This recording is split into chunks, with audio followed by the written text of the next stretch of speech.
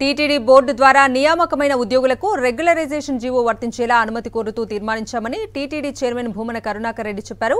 TTD పాలక మండలి నిర్ణయాలను ఆయన వెల్లడించారు.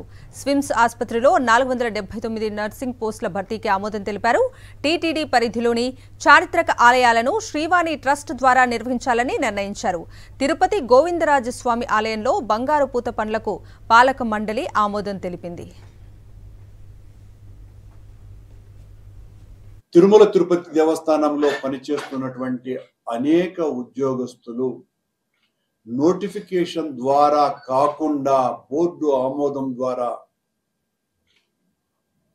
ఉద్యోగంలోకి రాబడ్డటువంటి వాళ్ళు కాబట్టి ఈ ప్రత్యేకమైనటువంటి పరిస్థితిని గుర్తించి తిరుమల తిరుపతి దేవస్థాన ఉద్యోగస్తులకు కూడా జీవో వర్తించే విధంగా అనుమతి ఇవ్వవలసిందిగా కోరుతూ తీర్మానం చేయటం జరిగింది.